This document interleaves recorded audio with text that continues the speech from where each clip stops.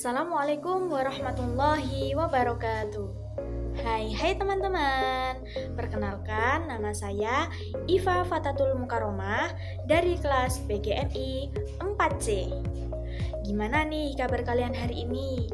Semoga semuanya sehat selalu dan tetap semangat ya. Teman-teman, pernah nggak sih kalian merasa bosan pas lagi belajar di kelas? Atau ngerasa kok cara belajar dari zaman dulu sampai zaman sekarang gitu-gitu aja ya? Nah, dunia itu terus berubah cepat banget.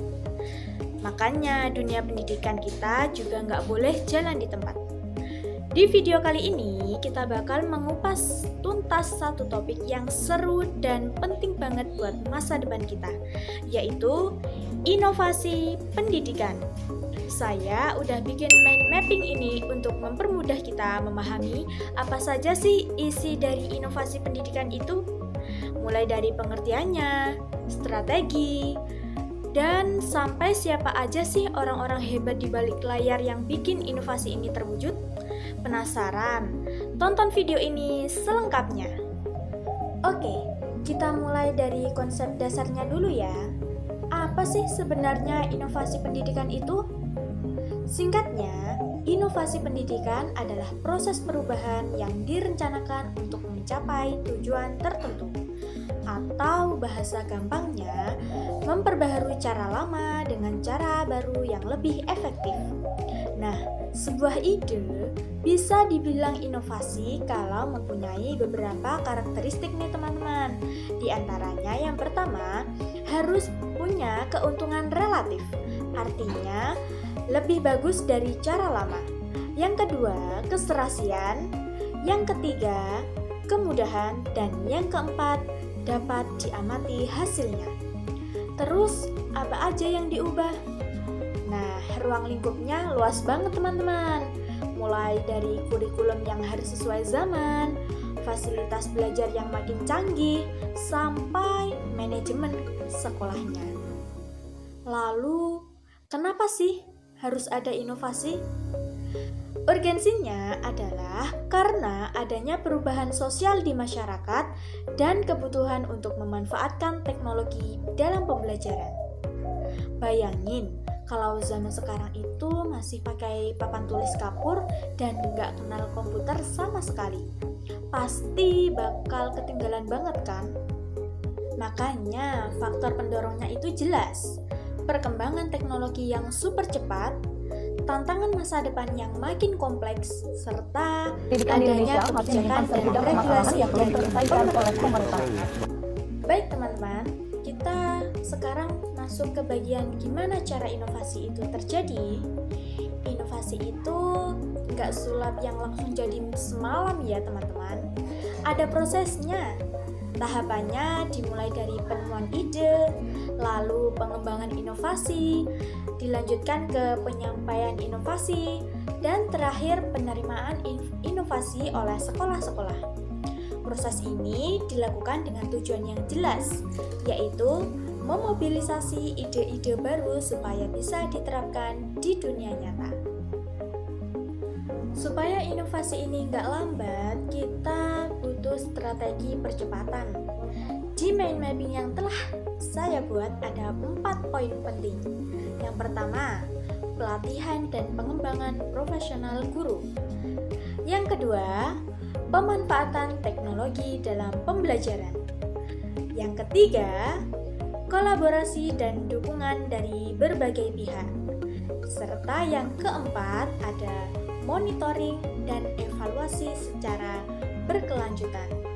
Untuk modelnya sendiri ada beberapa jenis loh, seperti model adopsi ide, model perubahan dalam pendidikan, model inovasi berbasis sekolah, dan model inovasi pembelajaran. Teman-teman, ide yang bagus kalau tidak dikelola dengan baik bakal jadi wacana. Bener gak? Makanya kita butuh yang namanya manajemen inovasi pendidikan. Manajemen ini adalah suatu proses yang dilakukan untuk mencapai tujuan bersama melalui orang lain. Pendekatannya bisa dari dua arah. Yang pertama ada top down, yang dimana pendekatan dari pihak pimpinan atau pemerintah turun ke bawah. Pendekatan yang kedua ada bottom up, yang dimana pendekatan ini inisiatif kreatif yang muncul dari bawah. Misalnya dari ide kreatif guru-guru di kelas. Untuk mengelolanya, fungsi manajemennya harus berjalan, yaitu planning, perencanaan, organizing, pengorganisasian, executing, pelaksanaan, dan controlling, pengawasan. Bukan cuma itu, di sekolah juga perlu dibentuk tim inovasi. Tugas mereka adalah mengorganisasikan tim di sekolah atau madrasah, supaya manajemen pendidikan kita itu bisa lebih kontekstual dan adaptif, khususnya dalam menerapkan kurikulum merdeka yang saat ini sekarang lagi jalan. Nah, ini dia teman-teman babak penentuannya. Siapa sih aktor utama dalam mensukseskan inovasi ini? Di mind mapping dibagi menjadi 3 peran besar. Yang pertama, peran guru. Guru itu ujung tombak. Tugasnya menciptakan pembelajaran yang menarik, memanfaatkan teknologi, serta membimbing siswa agar aktif, kreatif, dan mandiri. Yang kedua, peran kepala sekolah atau madrasah. Kepala sekolah punya 3 fungsi. Sebagai pemimpin visioner yang punya pandangan ke depan, sebagai inovator yang menggerakkan inovasi, dan sebagai manajer inovasi yang mengatur jalannya program. Yang ketiga, peran pemerintah.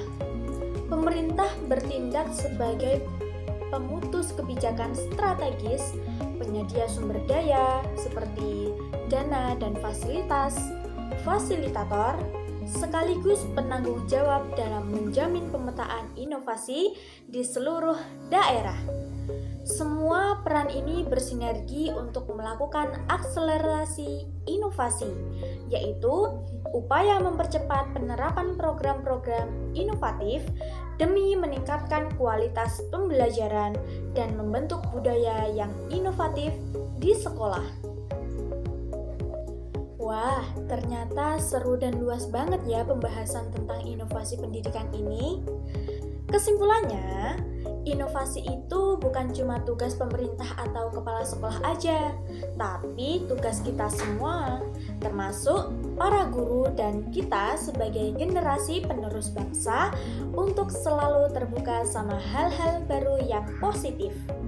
Strategi terbaik untuk mempertahankan inovasi ini adalah dengan kepemimpinan yang visioner, menciptakan budaya sekolah yang inovatif, dan selalu melakukan evaluasi yang berkelanjutan.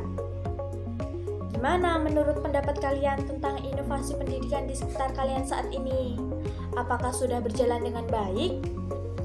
Cukup sekian pembahasan tentang inovasi pendidikan yang telah saya sampaikan. Semoga apa yang saya sampaikan bisa bermanfaat bagi kita semua. Terima kasih telah menonton video ini sampai habis. Dan sampai bertemu di video selanjutnya ya. See you. Wassalamualaikum warahmatullahi wabarakatuh.